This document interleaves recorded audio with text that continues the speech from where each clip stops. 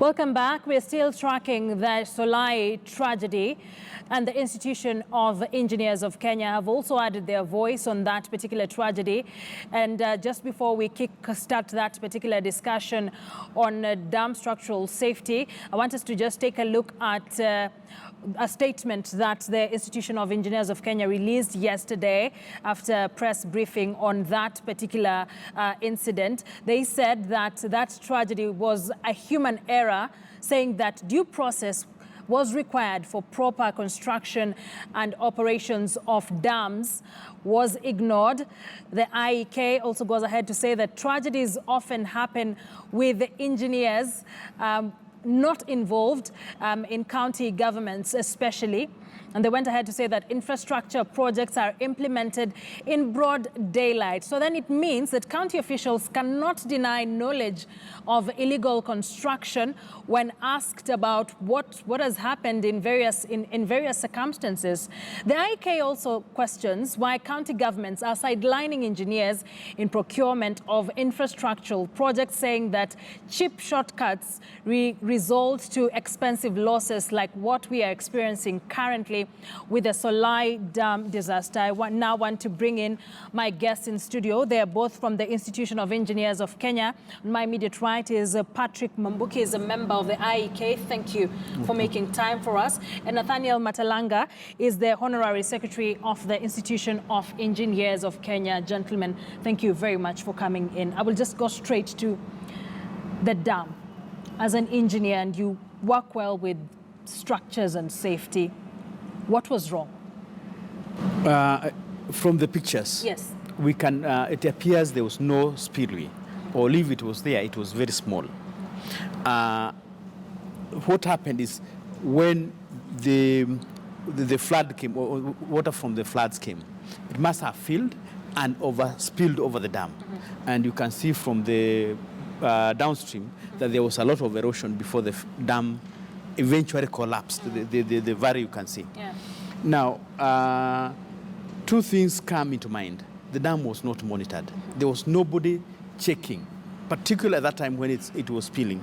There was nobody, because even if people are given 10 minutes, they were aware 10 minutes that the dam has flooded, and they are told move, they would have moved. But again, one thing that should be done is there should be a study done to establish if a dam fails, that water, which route shall it take? And everybody on that route should be informed that should the dam fail, you run in this direction. Just like in a case of fire. Is it something that is currently a prerequisite when one wants to build a dam? What are the things that need to be observed when you want to set up a dam? Okay, currently it's not a prerequisite as such, but a good practice requires that when you are building a dam, before you build, you know where you're building it. If it were to fail, that water would follow which route? Yeah. Because any dam can fail. But the problem is, or the people should have information that should this dam fail, then this is where to run to or to run from. And that way you save a lot of people. We had we have a case in America last April or last May. A dam was about to fail, and they had to evacuate a whole town on the information that the emergency spillway had failed. And they were expecting a lot of water to get into the dam. And when they realized that, everybody was told to move. Luckily, it did not fail. They did all they could to protect it, and it did not fail. Yeah. But we should have, for every dam, no matter how small it is, for every dam we should have such preparedness. Yeah. Well, apart from preparedness rather, I'm very keen on when you want to set up a dam, what is the procedure? What are the do's and don'ts? When you want to set a dam, okay, you have to have the site, and you have to carry an environmental study, and then which includes the safety of the people within and along that valley, because there must be a valley where the water normally follows. But now you are closing that valley, and holding that water. Therefore, if the dam was to fail, it will follow that valley. Therefore, you must make sure that the dam you are building is safe to ensure that it should not fail. And should it fail, if it were to fail, then what you need to do is, if it were to fail, because we are dealing with the forces of nature, if it is to fail, then you know how it will fail and who are to be affected, so that you keep them updated. The IEK is very concerned about how engineers are being treated around the country. Talk to us about that. Thank you very much, Akisa. The Institution of Engineers of Kenya realize, and the current leadership know very well, that when you involve engineers, they ask for due process to be followed. There are some instances where the implementers of the project sideline engineers so that they can use shortcuts, mainly for personal gain. When your question about the design of a dam, first and foremost, one should consult an engineer. Yeah. And the list of engineers is kept at the Engineers Board of Kenya. They even have a website. That list is available online. So no one can claim that he doesn't know where he can find an engineer. There are also very many people who call themselves engineers. Yeah. So you need to find out when someone tells you, yes, he can do the service which you require, you need to consult the Engineers Board of Kenya and confirm with them that this person who is purporting to be an engineer is actually a qualified person. Unfortunately, some of us don't bother. We go by what we are told. And in the circumstances, you end up with someone who can be called a quack, purporting to advise you on engineering services.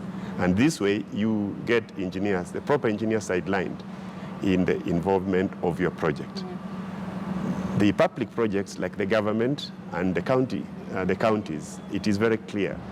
And the governors should help the public safety by ensuring that in all their projects, engineers are involved. Yeah. You cannot start a construction of a simple thing like a road if you don't have a design. You cannot ask a contractor, I want a 2-kilometer road starting from here and ending at this place, if you don't have a design.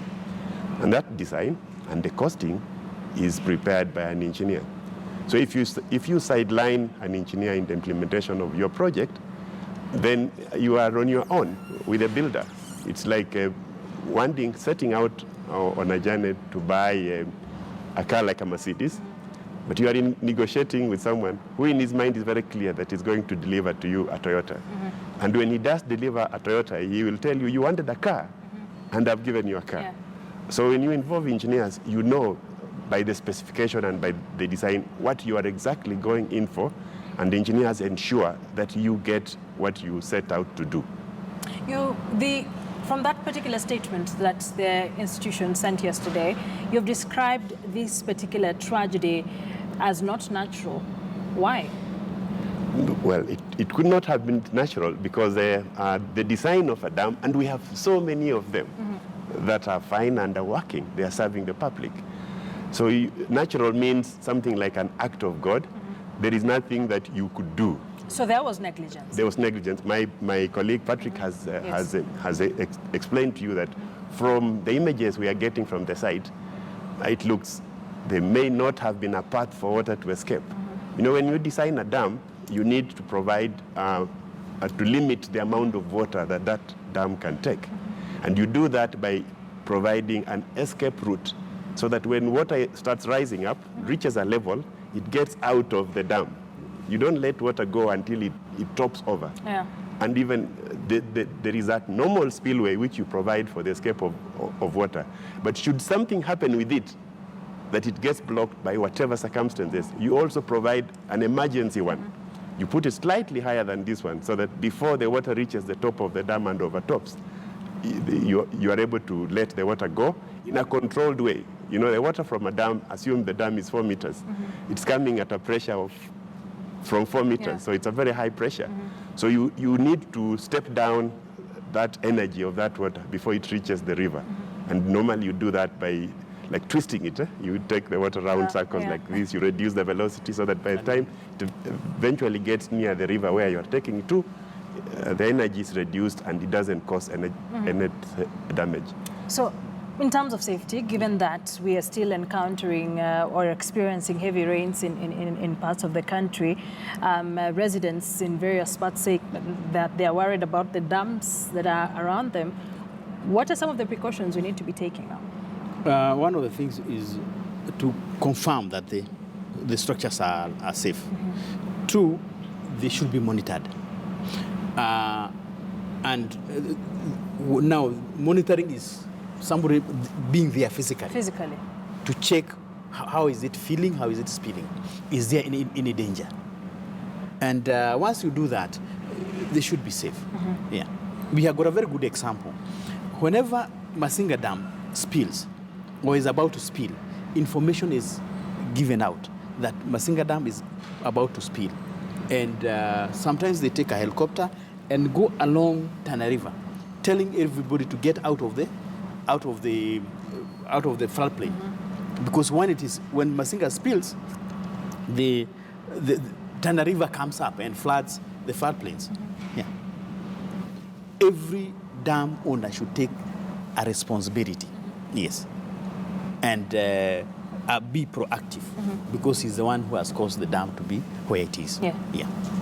But in the statement, you also mentioned that county governments are not involving engineers at all when it comes to structures, and not just dams, in various infrastructural projects. Is this something you've raised?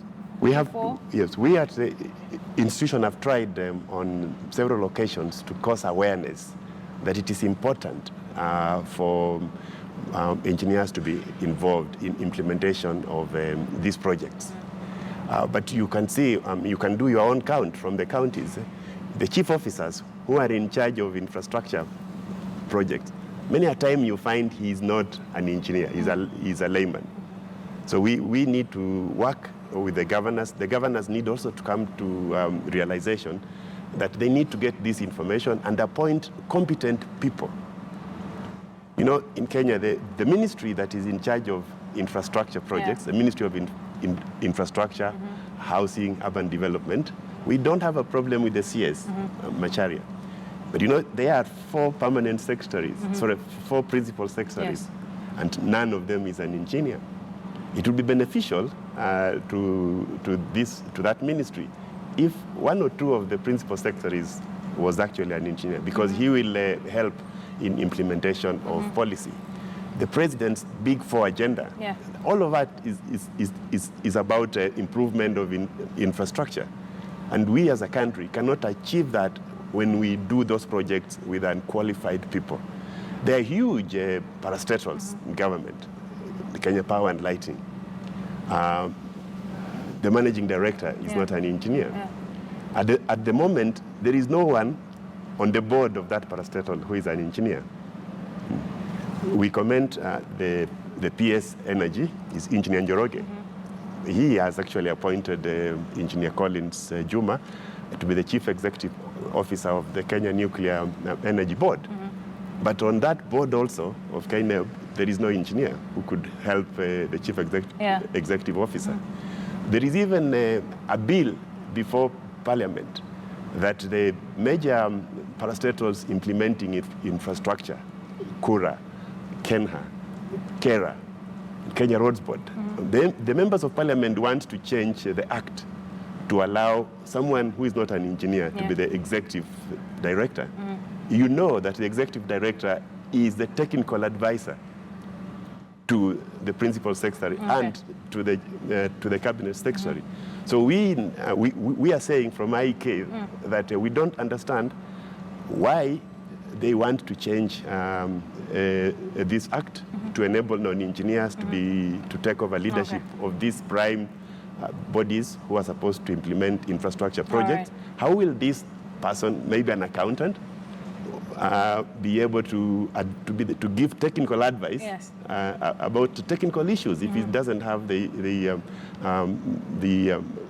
training and experience of an engineer. All right. I want us to take a quick break. I will be back with this conversation even as we wind up to just take a look at going forward then. What do we need to look at as a country to avoid situations like what we saw with the Patel Dam? Let's take a quick